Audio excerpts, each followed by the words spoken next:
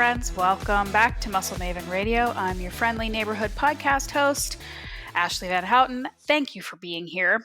Today, I have another inspirational guest, somebody that, I think reminds us all that great things can come from small ideas, humble beginnings. I think that it's easy for a lot of us to get weighed down in how can one person make a difference? How can I make a difference with some of the things that we care about in the larger world, right? If we're talking about the food industry, the farming industry, if we're talking about larger social issues, and it can get really overwhelming and we can feel like there's nothing that one person can do, so why bother?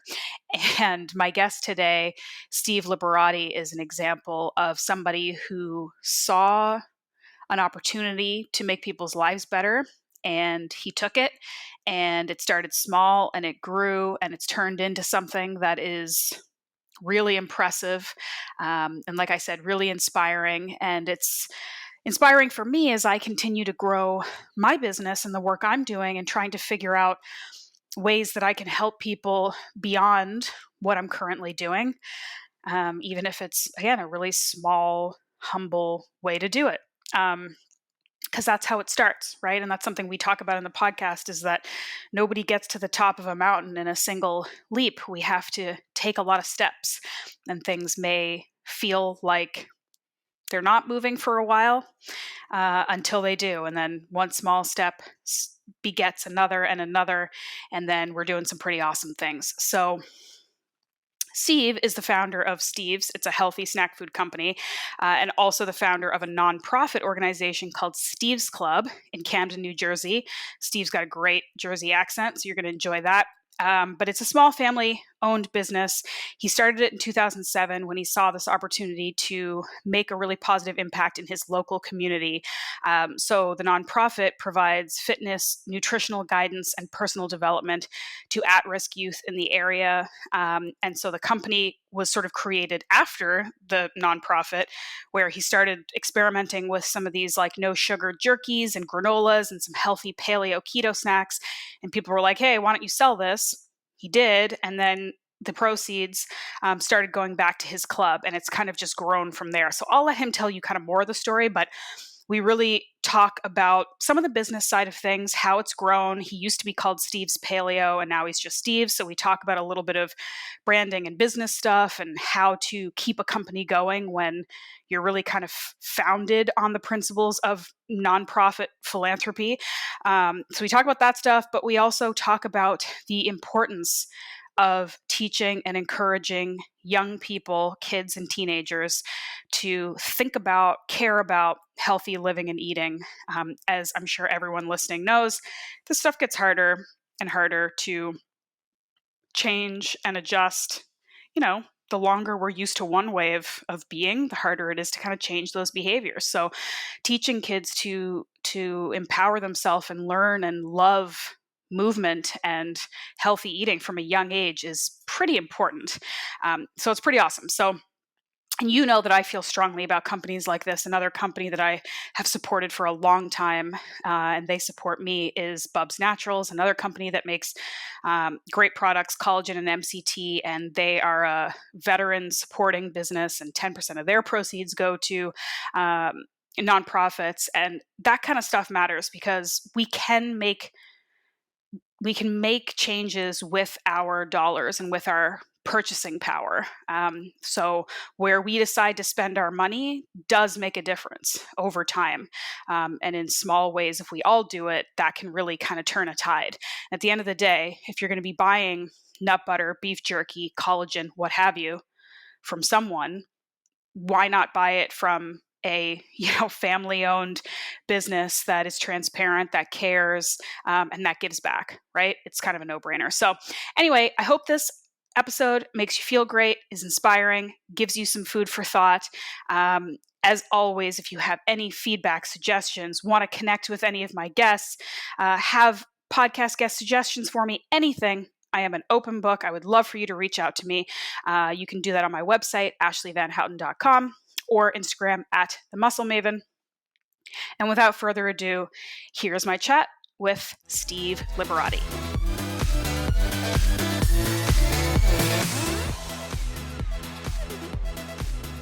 All right, Steve, we're recording. Welcome to the podcast. Thank you for being with me on Friday afternoon when, let's be real, it's a little bit harder to focus. So I appreciate you taking the time. Hi, Ashleigh. Thank you for having me today. I'm very excited to be on this podcast. And I'm always happy to get a new accent, a New York accent, New Jersey accent. Both of my parents are from New York and New Jersey, but we all kind of have this like nothing accent, which I think is not really that fun. So I always like having accents on the podcast. So I appreciate it. Absolutely. Okay. I'll do my best so it doesn't come out too much. No, I like it. Usually when people get like more excited or angry, the accents come out. So we'll see what happens during the course of this podcast. So I've been a fan of your products, your company for a really long time. I actually feel like you guys are like kind of the OGs in like, you went through like a bit of a rebranding, right? Because it used to be Steve's Paleo Goods and now it's, you rebranded it, right? Yeah. So we dropped Paleo Goods and now it's just Steve's. Okay. And tell us, like, we can work backwards, but tell me maybe why you decided to do that. Is it just because you were kind of expanding your product base, or you just felt like paleo didn't necessarily kind of describe what you were doing anymore, or? Yeah. So, it really kind of started with, the main reason behind dropping it was just to broaden our reach. So over the years, as we expanded our customer reach, going into retail, and just kind of talking to customers online, we found that our products extended way beyond just paleo. So in the beginning, paleo was a diet and it created this awesome movement, encouraged people to eat clean food. But then over time, it kind of has evolved, as you know. Yeah. So it's no longer I'm on the paleo diet per se. And it's more just like code word for, I eat clean. I try to avoid processed foods. Right. So we didn't want to limit ourselves to just a tribal type of eating where somebody that in order for them to enjoy some of our snacks, they have to be on the paleo diet per se. Yeah. Yeah. It is kind of too bad how like, I feel like some of the branding and language that can bring people together at the beginning is sort of what limits it ultimately too. Did you change any of the product? Like, did you added maybe some products that weren't technically paleo? Did you change any products, or was it really more just about like being more inclusive in the way you communicated? Yeah, so more just being more inclusive. The products are the same exact product, the same recipes. Now they're, classified as keto, but a lot of our products have always been keto. Right. Yeah, a lot of it, is I think just as the industry and the whole market has blown up, which is, it's a good thing, but I think it has also created just the marketing around it. I think it's like I said, it drives people to, it helps them eat better, stay focused on a diet per se, or, a lifestyle or way of eating. But it's also could be limiting as you said. Yeah.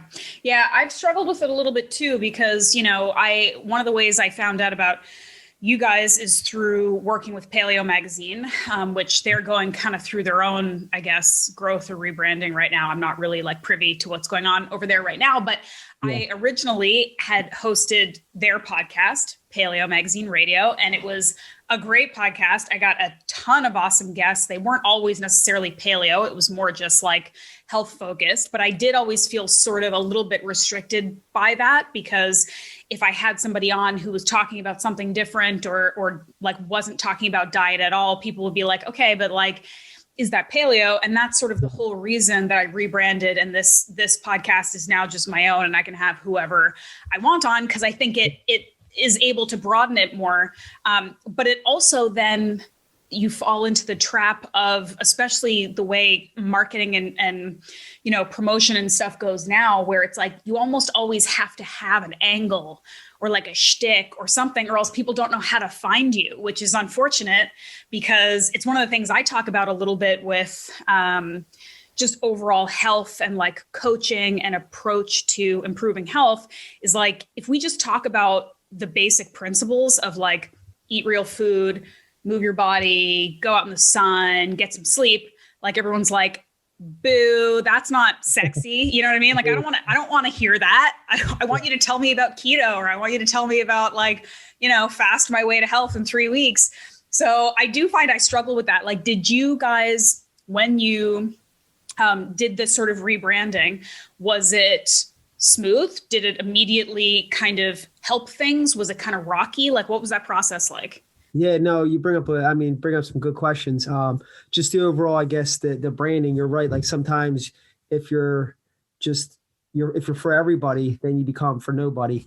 Like I guess in the training world, it's like everybody wants that specialist, that person that can, all they do is help me get a better power clean. Or that one person, they're the keto specialist, and they have found all their success on keto. Mm-hmm. I think people like to have that real specific, like specialized advice. Even though we know, and a lot of times it's more simple than we make it. Yeah. For us, like the branding has been a little challenge because we do want to stand for something. And it's like, if we're not paleo, we don't have this paleo flag, in front of our name. Like, who are we? What do we stand for?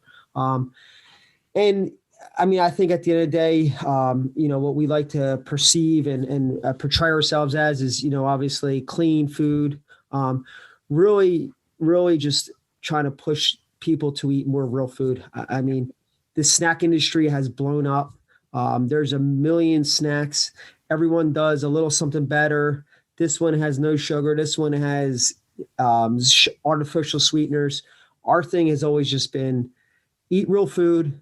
And, when you're on the go, you could supplement it with some jerky that doesn't have fillers in it, that doesn't have a bunch of artificial sweeteners, just real clean and simple. Yeah. So that's like, from a food standpoint, and then from from our food company, and then overall just who we are. We're still immersed into, giving back into the community. So that's a big part of who we are. And fitness has always been a part of our company. So a lot of other food companies, everyone has their history, whether it's focusing on the quality of the products, the artisanal side of it, handmade. We have a strong background in just the way the company started, and then just like who we are and everyone that works for the company. Fitness is a big part of our company. Yeah, I bet you guys have some fun, like employee hangouts and retreats and stuff. A lot of weightlifting involved. Okay, let's go back. Well, we are lucky to have a gym in our office. So, well, when I had a call with, oh my God, I'm forgetting Jackson, who's awesome. Yeah. He, of course, we had like a video call from the gym. I'm like, dude, this is like a pretty sweet setup you got here. Like, that's your office. It's not bad. And he's much stronger and fitter than I am, just to put it out there. So for the record. Well, it's pretty, I mean, but there is something to be said too, for having like a company, or even just coworkers, or working with people who that's a focus and that's a priority, because it's like that whole, you don't want to be the best person in the room, right? Like, you don't want to be the fittest, smartest, strongest, most successful person around, because then you're just not hanging out with the right people, right? So it's good. It's good to have people who humble you and make you work harder. Exactly. Tell us about how you started. Tell us about Steve's Club, because that's like really kind of the reason why this company exists, right? Yeah, for sure. It seems, I guess, forever ago. I mean, it was in 2007 is when I started Steve's Club. So, a few years back. So I was working as an exterminator for my dad's pest control company. So I was killing bugs in Camden, New Jersey. So I a lot of roaches. College. What's that? A lot of roaches. A lot. Yeah. I had quite some experiences that I could share. I bet. But yeah, so I went to University of Delaware and studied economics, and I thought I was going to have a career in finance. So I came out working for a big bank, and worked there for like 2 years. For Citigroup. I had a nice fancy title on my business card. I had the suit and tie. The parents were proud. And then I quickly just found out that wasn't for me. I felt like I was on like a corporate treadmill. Everyone there was just a lot smarter than I was. I felt like they were willing to stay till 9 o'clock. At 5 o'clock, I was ready to jet out of there. I wanted to go home, work out, start working on some side hustles and some side businesses. I had a lot of other, I guess, passions and interests that I want to follow. So quickly realized that wasn't for me. I started working for my dad's business, and he had a successful business. So I figured I would, eventually take over the company and delegate and, have a nice office job, tell people what to do. But on the first day, first day I started working with him, he said, I'm going to give you a route. You're working in Camden, and you're going to work on the street and you're going to learn business from the ground up. So that was a little surprise. I thought I was, starting in the office per se. But, that's, I think that's just that was part of his approach. He wanted me to learn from the ground up on the job training. So I was working in Camden and I got to meet a lot of kids while there. And to my surprise, there was just so many good kids, despite the environment around them. I mean, between drugs, violence, gangs. I grew up in the suburbs, only 20 minutes from Camden, and I just heard all these stories about Camden. I never went there, didn't have any reason to. And it just got to meet a lot of kids, and I was just amazed at how many good kids there were that I could relate to, that reminded me of growing up. They were into sports, they're ambitious, they're looking to go places, energetic. They're trying to make things happen. And so I'm like, I got to do something here, something to bring these kids together. So I started a little fitness club. So we were servicing an apartment complex. It was a Section 8 housing complex in North Camden. And I got to know the apartment manager I got friendly with her just from going there every week. And I asked her if I could borrow some space in the community center. And it was a small room. And I asked her, she's like, what do you plan on doing? I told her what my plans were, and she looked at me like I was crazy. She's like, there's no way you're going to get a group of kids. And if you do, it's just going to be a lot for you to handle. I said, well, let me give it a try. So I spread the word, passed out some flyers as I was knocking on doors. Some of the kids that I talked to as I was walking around, just asked some questions. I told them when I was up to, I was going to start a little workout, a little group training. Told them a little about it. It was CrossFit, when this was like completely underground, nobody was doing it. Nobody knew about it. So they joined me on a Friday.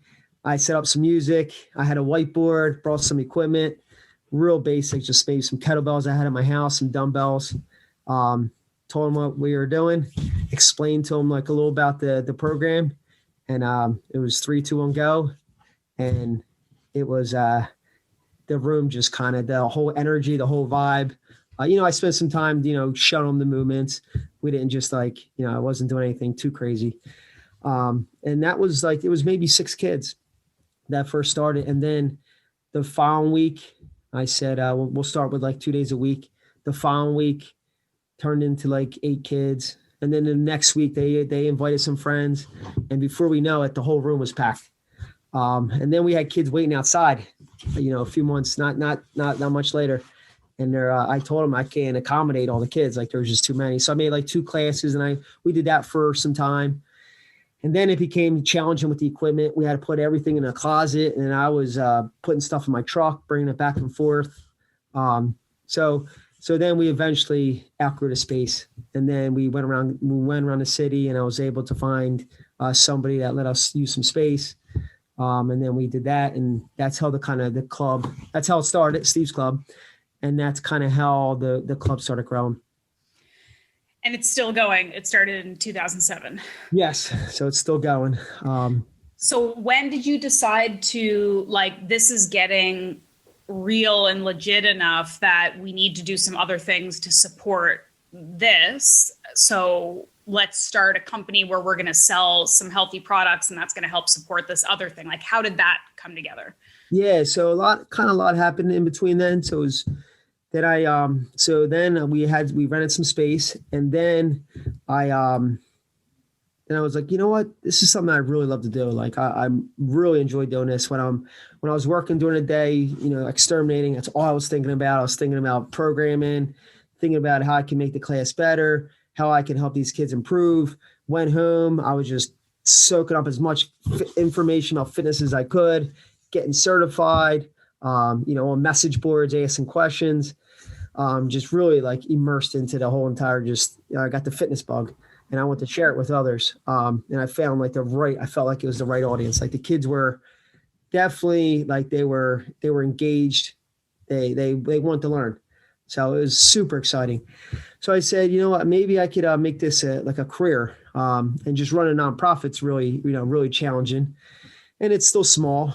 So I decided to start a for-profit gym, CrossFit gym, and it was called CrossFit Tribe. So I started it in the local park at Cooper River, and I bought some sandbags at Home Depot, kept it very simple, and that took off. The people, they loved it. So before we know, we had tons of members at the park, tons of people showing up, and it wasn't long before I said, let me see if I can marry these two together somehow. So then I found a spot. We rented some space where both of them were adjacent to each other. So I had Steve's Club on one side with its own entrance, and then the for-profit CrossFit gym was on the other side. So my plan was that the for-profit would offset the nonprofit and pay for each other, and pay for, keep put the roof, pay for rent, cover expenses and all. So we did that for a number of years, and it worked great. The members of CrossFit Tribe, they got to meet the kids. They were seeing the work that we were doing on the other side. It was awesome. Sometimes they did workouts together. I had like career days where I had some of the members come in from the CrossFit gym, and they would explain what they do to the kids. And this is, I failed to mention, we also moved a little outside of the confines of the city. So it was still walking distance for a lot of kids. But it was a nice walk. But the kids that showed up, I mean, they were committed. They wanted to be there. What was the age group?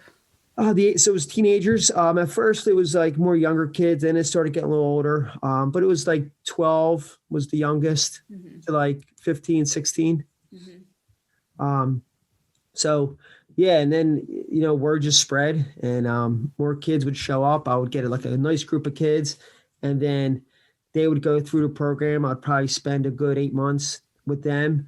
And then it just the way it worked out, I would always have a new group that came in. Like it wasn't planned. I didn't say your time's done. The ones that were super committed, that want to stay, they were welcome to stay. There was no like exit plan. It was just, an ongoing program, and it worked out really nice. So then how does that progress to, like, do you still have the gym? How did that progress to the food company? Yeah. So the CrossFit Tribe, so I sold that probably about 4 years ago. It just became too much with Steve's Club, focusing on the food company. And then while I had Steve's Club going, and the program was really going strong, I decided to put the kids on a nutrition challenge, a fitness and nutrition challenge.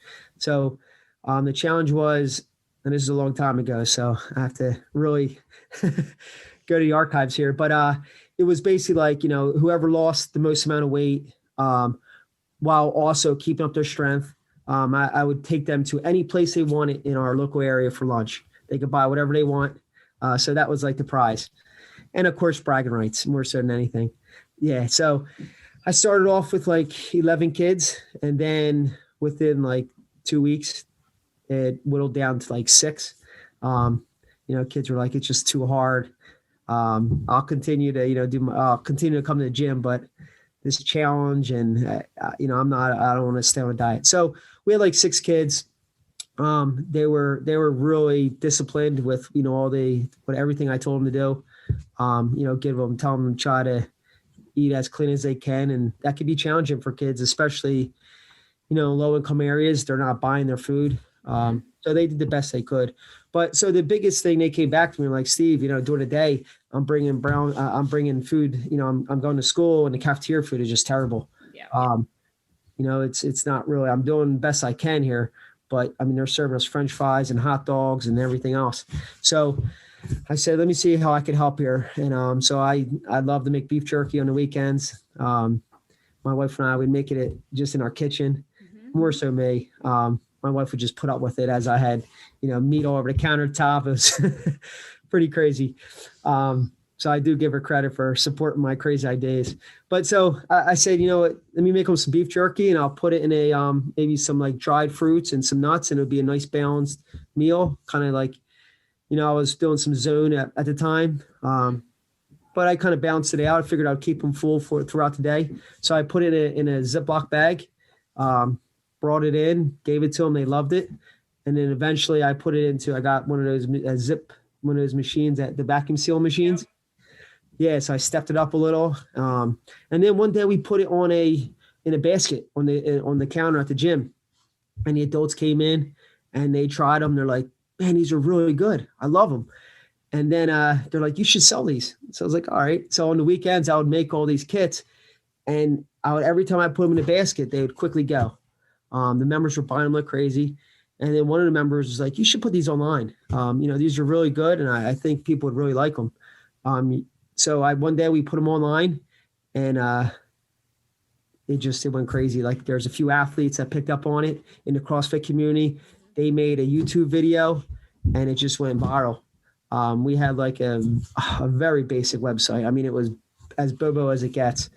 And I think it was Chris Spieler at the time, where he did a video, and then Jason Khalifa, and we just had all these orders come in, and that was how it all started.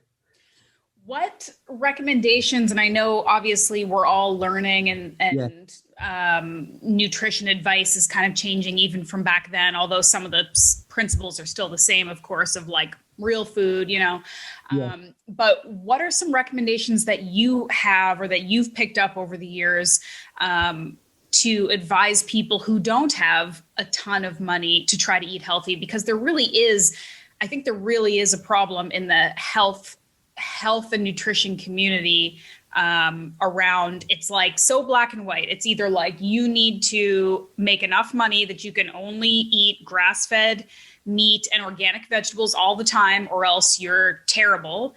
Or it's just like, don't worry about food quality. It's really just more about calories in, calories out. Eat whatever garbage, just don't eat too much of it, which neither of those are really like sustainable or great for most people, right? And so like some of the advice that I give is kind of just like, when you know the basic principles of like less processed whenever you can, protein first whenever you can, like less preservatives, boxed foods that last for 10 years kind of stuff.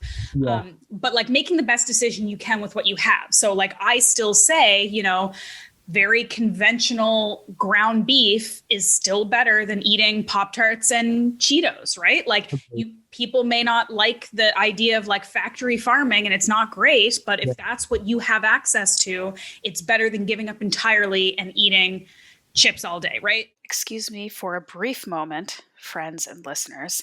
I want to tell you about a new show sponsor that I'm very excited to be working with. The company is called Medicine Man Plant Co. And yes, the word plant is in there. So you might be thinking again, what's going on with my organ meat eating podcast host who's now seems to be all about the plants? The reality is I've never been anti-plant. I've never been against plant medicine and plants in your diet. I understand the deep connection that human beings have to plant medicine, and how it's something that we have used to treat ailments and treat sicknesses and be robust, healthy human beings with strong immune systems for thousands and thousands and thousands of years. And I recognize that it's important, and that's why I've almost always supplemented with some kind of plant-based supplement. This company, they understand that our culture does tend to have a little bit of maybe fear or trepidation around herbal supplements, which is kind of crazy when you think about how medicalized our society is. And listen, this is not a conversation about modern medicine being bad and plant medicine being the only way. I do not believe that. I believe that we are at a beautiful time in life, that we have access to all of the resources that we have to make ourselves healthy and happy. But I do think it's interesting that we don't often ask for the ingredients of the pills at our local pharmacy, but we're very, very mistrusting of herbal supplements and plant supplements. And it makes sense because in the US, we really don't have a governing body that's actually paying attention to a lot of that stuff. And so sometimes the things that you buy and pay for are not the things that you get But that's not the case with this company. They do very rigorous third-party testing to ensure the purity of their products. So what you are paying for and what you are buying is what you are getting. They have a range of products that support different processes in the body. The one that I have been using the most and that I really like is their immune pill.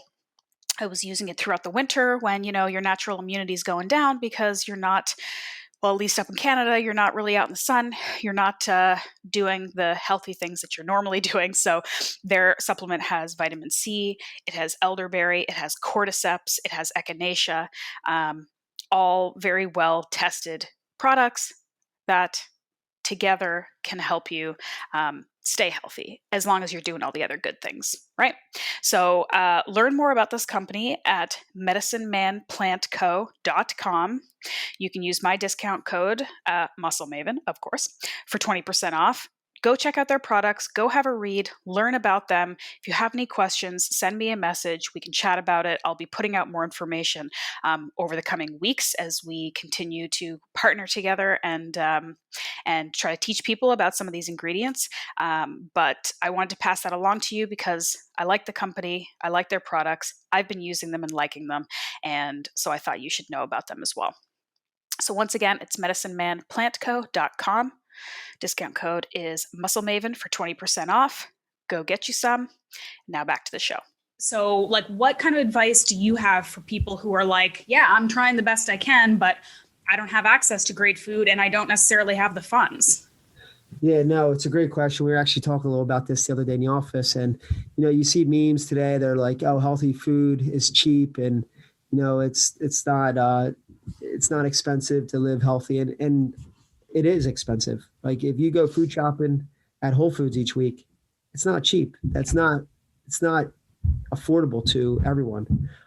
So to your point, I think you have to find what works for you, and it's different for everyone. And there's trade-offs. Sometimes I think you're going to have to, you may not be able to get grass-fed beef, but if you keep to the basics of avoiding sugar, I think, and like you're trying to avoid gluten as much as possible, that might not be realistic and that might not be within everybody's goals.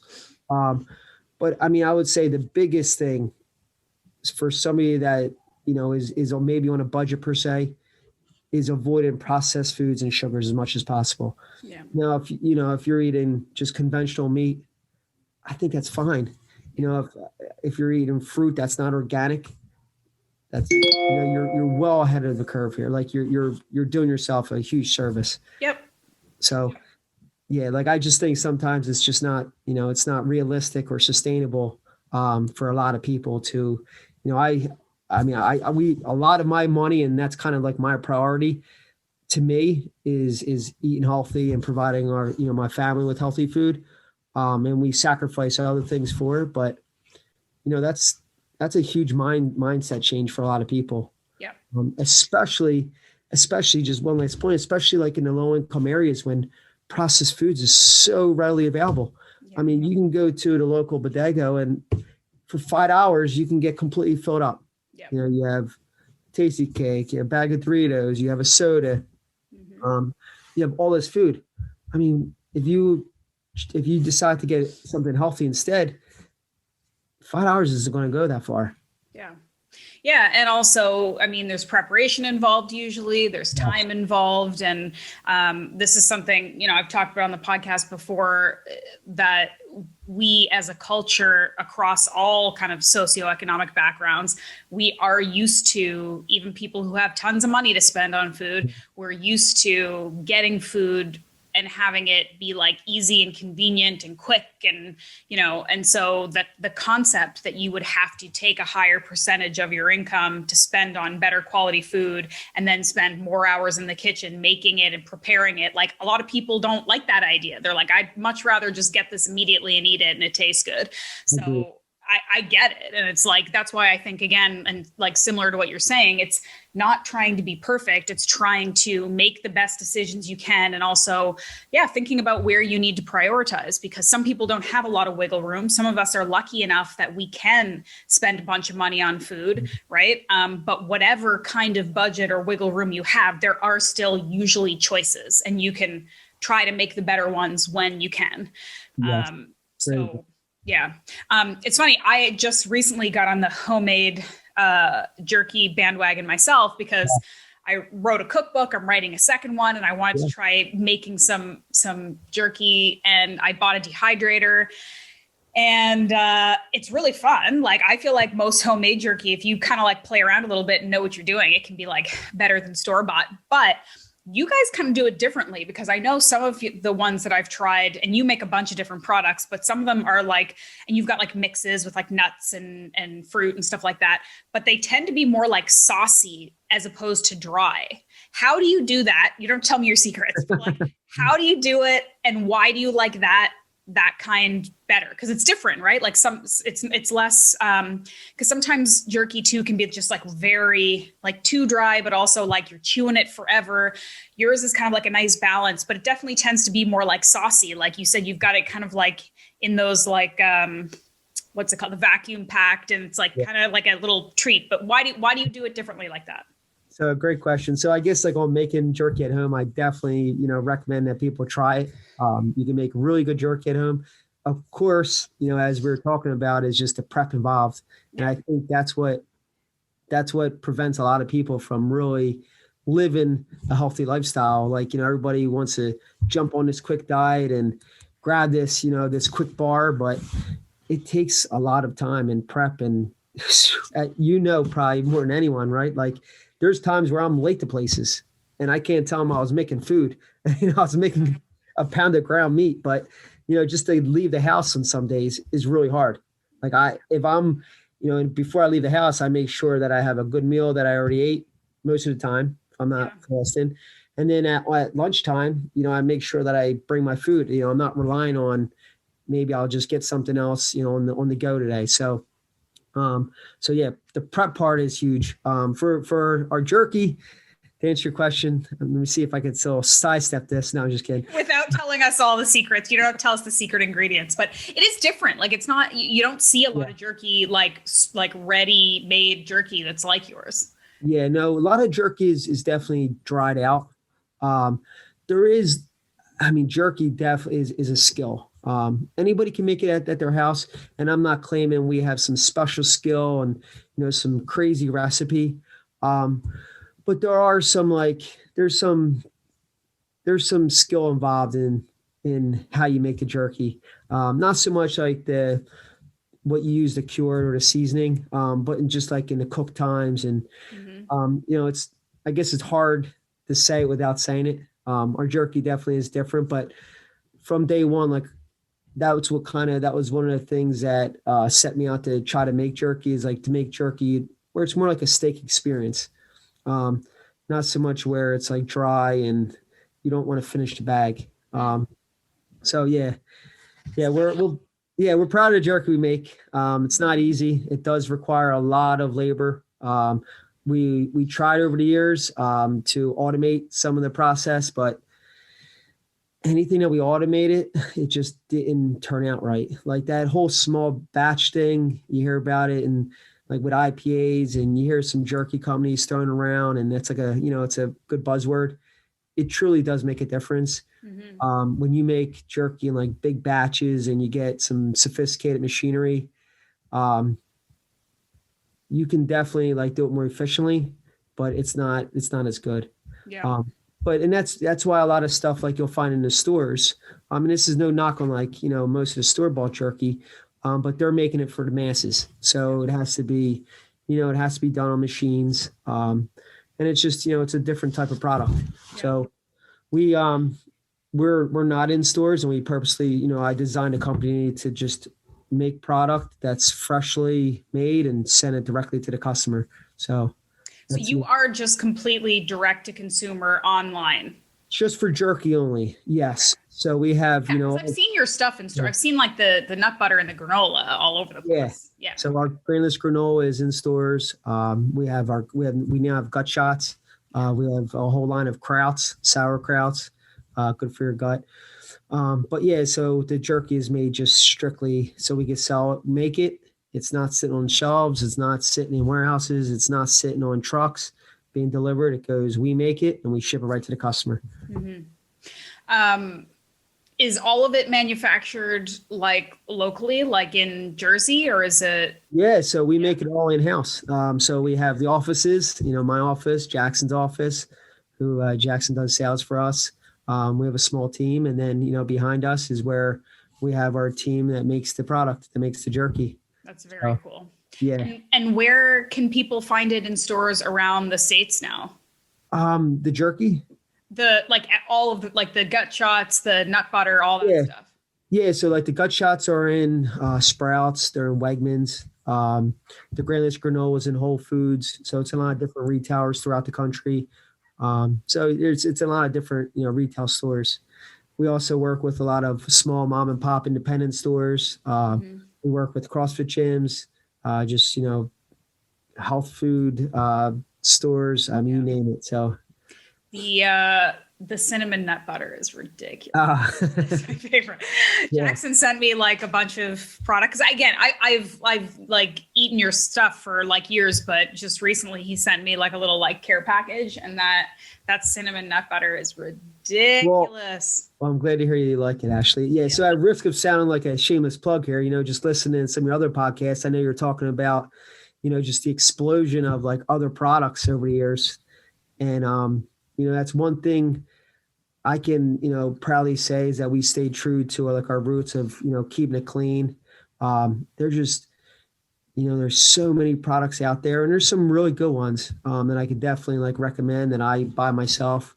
But I'm seeing like a major shift and a major trend towards, food and snacks that are perceived as healthy.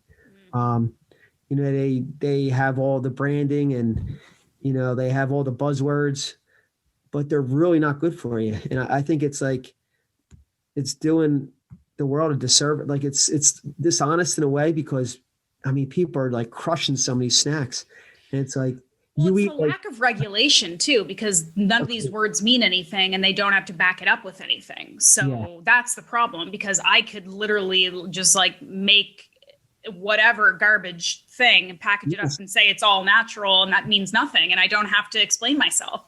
So it's pretty ridiculous. I see like two main ways that I feel like marketing is misleading people. One is like purposely like that, saying like all natural, healthy ingredients when it's just like a ton of garbage. And then also like what you said when you were like, we're not calling ourselves paleo anymore, but like our products are still paleo, keto, whatever, good for you. Like you'll go to grocery stores and it'll be like paleo trail mix, and it's like a bag of almonds. It's like, yeah, guys, we know like it's almonds, like you don't, whatever. But I see like the biggest, I've talked about this before, I've kind of railed against it because I feel like keto is like the new buzzword as far as like all the snacks and stuff. Like if you just put the word keto on it, that means that it's going to be healthier. And it was the same when everybody started making like vegan cupcakes and stuff. So you're like, okay, vegan cupcakes have to be healthier because there's no egg and dairy in it. It's like, what they had to put in those cupcakes to make them taste good? Because they took the dairy out. Just way more sugar and garbage. Well, what's this remind you of, right? When paleo became paleo-fied, right? When people started making paleo cupcakes and, somebody's on paleo and they're like, I can't lose weight, and they're eating paleo cupcakes all day or paleo brownies. Well, it's like the nuance though, because like you can make treats healthier, like, and that's a version of what you're doing. Like you wouldn't want people to be eating, even though I did when I got the package, you don't want to be eating that granola all day long. It's very high calorie, right? But it's good quality ingredients that if you're going to eat like some kind of like garbage full of terrible like seed oils and stuff from the grocery store, this is a better option. That doesn't mean it's a diet food. It doesn't mean that it's a food you should eat all day, every day. And I think that's what happened with paleo desserts, vegan desserts, is people were like, this is the same as eating a salad because it's vegan. And it's like, no, guys, like you are missing the boat big time here. Like yeah, but keto is especially, I think, problematic now because keto foods tend to be, again, like very high fat by their nature, tons of added sweeteners, which can be fine, but maybe aren't for everybody. And they're going to be really high calorie, which people don't necessarily pay attention to. But the whole point of keto when it first started was like, get away from requiring eating every 2 hours or you'll die because you're not like a carb sugar burner anymore. But here's all these snacks. Here's all these like 300 calorie fat bomb snacks that you now need to eat all day. It's like, if you're really fat adapted and you're like following this keto thing, you probably don't need to eat fat bombs all day, every day. Like that's kind of missing the point. Anyway. No, it becomes very like, I've just seen all the different products and I'm not going to lie. Like I see the reviews. I know products are just like, some of these products are blowing up. Like people are loving them. And it's just like, we could easily make those products. Like it's not hard for us to make a keto bar with sugar alcohols and call keto and has low carbs. And I'm not trying to claim like, oh, we're hot, we're better than you. And that may work for some people, but I think like, to your point, it's like, if you're going to follow lifestyle, if you really are trying to chase, health and fitness and make improvements in your life, like a lot of it is building that relationship with food. And it doesn't have to be perfect, but crushing like fat bombs or like, eating bars all day, even if it's a granola bar that we make that's healthy. Like if you're going to eat 5 granola bars throughout the day, it's not good. You're not going to get the results, or you're not going to meet your goals. It's just, I hate to be the bearer of bad news. And I would love for, sell more product and somebody to buy a bunch of granola bars, but it's all within, I know this is like in the health and fitness world, this is the most probably cliche saying, but it is within moderation to an extent. Like you have to find that sweet spot, and you have to find that balance. Yeah. And it's like context, and it's doing the work to figure out what works for you too, because, there's lots of conversation about like what sugar is good and what sugar is bad. And, on one end, there's people who are like, fruit is bad because there's sugar in it. And then there's people over here saying like, I basically like drink sugar alcohols all day long and it's fine. There's no problem. It's like the answer is probably somewhere in the middle. Some people can tolerate certain sugars better than others. And some of these like completely weird made up like keto chemical sugars can be fine for some people maybe not, and you need to do it in moderation, but you also need to do the work to figure out what works for you. And just because somebody with abs on the internet tells you that this bar is good or this type of eating is good, you still have to then take responsibility and try these things out for yourself, because ultimately our diets are all, you and I could both say we're whole foods, paleo, low carb, and our diets will still look completely different.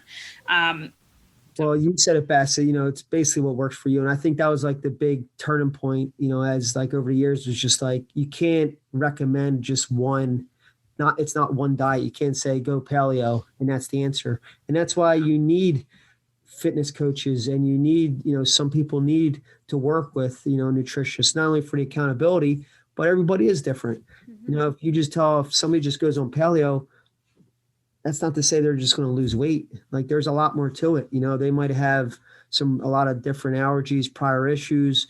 You have to really customize it to each individual person. And then like just keto overall, I love the idea of being conscious about carbs, but some people thrive on carbs. Like I need carbs. I tried going carb free and it doesn't work.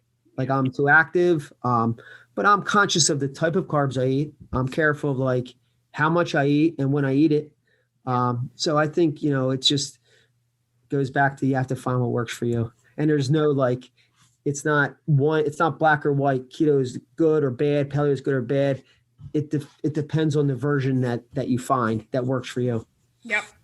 So what does Steve's Club look like these days? Are you still like quite hands-on with it? How does it work these days? Well, unfortunately, with COVID, it's still, I have not reopened. So we had about a year, right before COVID, I had a building that was next to where we manufacture our offices. And it was just strictly just a standalone building with a gym. And that's what we worked out of. So everything was separate. But I ended up selling that building, and now we joined. So now the gym is part of where we also make the product in the back. So I'm a little hesitant to restart classes until things kind of get a little more back to normal. I'm keeping in touch with the kids on a regular basis. Our other clubs around the country some of them are opening up, which is great to see. So I'm like really anxious to, get it going again and, get back to old times. Yeah. So if folks either want to help in some way, learn more about it, or if there are kids that are local that would want to be involved in it, like how do people find out more? Like, is it just like if we buy your products, a portion of what you're making is going to supporting the club, but are there any other things that people can do? And like, how would kids kind of learn more about it? Like when it starts back up again, like how can people learn? Yeah. So I have a blog that I still maintain, Steve's Club typepad. So it's an old one. I don't know if there's anybody using typepad anymore. So I kind of, I post updates there. We also have for our national program, for Steve's Club national program, we also have stevesclub.org. So a lot of folks go there, and there's volunteer opportunities. There's different events that we run throughout the year. There's clubs that we have throughout the country. So people can start their own, like if somebody was somewhere else in the States and wanted to do their own Steve's Club thing, they can like work through the national website and organize through that. Okay. Yes, exactly. And we have folks that, they may have like a CrossFit gym and they say, there's some youth in the area that we want to work with. There's all different models. We have some folks that are just dedicated to just working with young kids and, bringing fitness to kids that can't afford it. So there's different models in different ways. And then there's like volunteer opportunities just by going to the site for people to get involved. We have we have a strong board. So we're always looking for, somebody that can help us out on various fronts. There's always a need for willing and able people, to really help us. It's very cool. I mean, I think that one of the best ways to keep kids just motivated and out of trouble is to give them stuff to do that makes them feel good and that they're learning. And I mean, it's the same as adults, because all of us who have been dealing with the pandemic for the last year, we know firsthand how hard it is on your mental and physical health when you are stuck inside, you have nothing to do, you have suddenly, maybe not a lot of people have free time because if they've got kids and they're working from home and stuff, but like they don't have that same outlet of just like moving their body and connecting with other people and going places and like all of those things. It's really tough. So imagine that on top of being like a 13-year-old. Yes. It's crazy. Like this stuff is so important. So yeah, I mean, I really do hope, especially with like the summer coming and maybe, I don't know, things getting better, that we'll be able to open this stuff up again. No, just echo what you said. I mean, this past year has been crazy for a lot of people. It's been extremely challenging, very stressful. I think humans overall are just resilient. We have found ways to adjust and adapt, but there's still that need for that, like you said, that community and human connection, people to get together, just smile and laugh. And that's ultimately, what Steve's Club, that's what it was about. Like, that's what the gym culture is about. Mm-hmm. I mean, I can write up a program and people can do a lot of stuff at their home, by themselves in their basement. You could do stuff without equipment. I mean, there's so much information out there now. Yeah. So you can like get fit, but I think that big component of that lifestyle, that word that's, overused, but it's truly is a big part of it. And that's part of the buy-in is, doing it with other people. So sharing the success with others. Yep. Yeah. I, for the first like 6 months, I was like, I'm disciplined. I have a home gym. Like, I'm going to crush this. Everything's fine. It's going to be great. And then like the last 12 months, I was like, get me out of this Groundhog Day. Like, let me go to a gym. Let me like hang out with other people and do this. Let's be social about it again. So like, it's great to say, oh, buy some equipment at home and, be disciplined and like prioritize. Like all of that is still true. And we're all still doing the best we can. But like, it's not optimal. Like, it's optimal when you can go and connect with other people and be outdoors and like do the things that really make you happy instead of just like the bare minimum to keep your health going, you know? Yes, absolutely. And I think to your point, people will find ways to keep moving. They realize the importance of like exercise, and I think that's why I like these group training programs have really like Orange Theory, CrossFit, what's their F45. There's a million of them now. Mm-hmm. I think that's why they taken off, because people want that, they crave that interaction. And it's just something you said when you're doing the workout and you look over and the other person's, suffering just as much as you are. Yep. Yeah. Is there anything that you've done differently over the last year since the pandemic to kind of like support your health that you maybe weren't doing or weren't prioritizing before? Or is it kind of just more of the same? Yeah, I would say not the most exciting, but it's probably more the same. I think I've tried over the years just to be very consistent, find a routine. I mean, I'm not like a super routine structured person, but just in terms of like just trying to stay healthy, it's challenging. Like we have 3 kids, and now my youngest is involved in sports. So, I'm going every which direction. The weekends are crazy. So it does require, I think, a little more, it's more challenging. So it requires more preparation, thinking ahead. But yeah, so it's, I think it's just being consistent. So I haven't really done a whole lot different. And I think, if anything, that would be my biggest piece of advice. Like, everybody that's in the fitness culture that has been doing it for years, like they found what works for them. And it can be intimidating for people that haven't bought in. It's like, where do I start? And that's like their tribe. Like they get it. They understand. They're doing some stuff that I have no idea, but really you can get real complicated with the programs, and there's a lot you could do, and there's experts, and somebody could hire somebody like yourself who could really help guide somebody through. But the biggest thing is really being consistent. I know sometimes it's not super sexy advice, but it's like just the fundamentals, do the basics really well, and then you can round it out with the other stuff and it'll take care of itself. Completely agree. I think that's a great place to end off. And I one thing that I try to say to like add a little bit of hope to that for the people who, like you said, there are people who are like just starting out, or they're restarting because they were doing something and it didn't work, and they're feeling like so overwhelmed and like they're at the bottom of this mountain. Like, how am I ever going to get to the top? But the answer is you get to the top by taking a step, and then you take another step, and you take another step. Yes. Nobody jumps to the top of the mountain. So if you are willing to just accept that it will take time, and that you have to care about it every day, you don't have to be perfect, and you don't have to be special. You just have to kind of show up for yourself every day. And guess what? In a week, you're going to be better than you were last week. And in a month, you'll be even better than that. And like, that's what health is. There is no end goal. There's no, okay, I'm there now, it's done, right? Like we're all still working on it. So if you can like kind of look at it that way, it's sort of positive, because it's like every single tiny step and decision you make is moving you in that direction that you want to be. Agreed. And I think it's not like an all or nothing thing. Like, it's not, I have to go 7 days a week. I have to, I have to weigh out all my food. Like, you could find what works for you. I mean, even just walking around the block in the morning, like that's the first step. I mean, I bet if you showed a lot of people your program, I'm sure they'd be like, there's no way I'm doing that.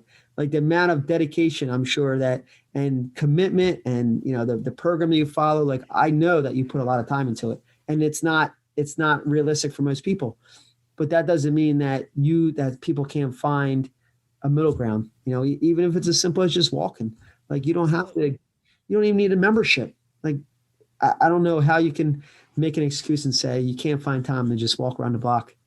Absolutely. And I mean, like, I look at if people that I look up to that have training programs that I could never attempt. So if I held myself to the standard of those people, then I'm never going to get there, and I'm going to be miserable, and I'm never fit enough. Like, that's not how it is. And to be honest with you, I go through some pretty like hardcore training phases, but the last little while, walk around the block has been kind of it for me for a while. So it depends. We go through different phases in our life, but now maybe with the weather getting nicer, I might be able to ramp up some stuff and run up some hills or something. But and that's the thing. Like, it shouldn't be stressful, right? Like you should find a way of making it enjoyable.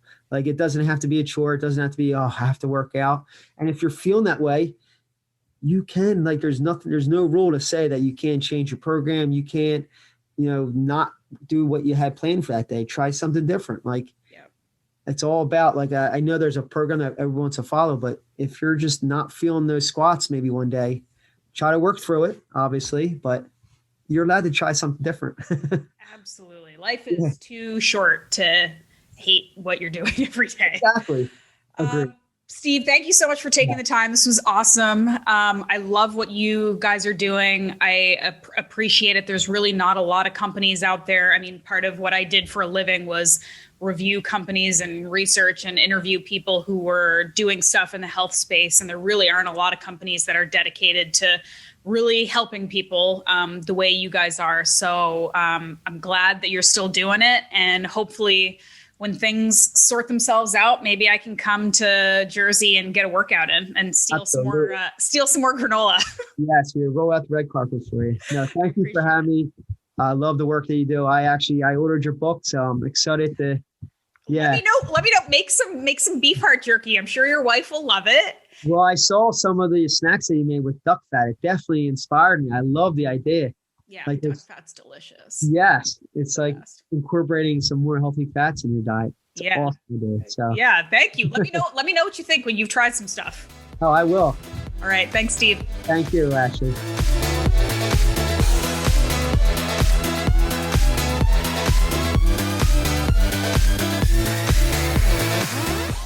Okay, that's it for today. Thank you guys so much. I appreciate you listening. I appreciate you being with me.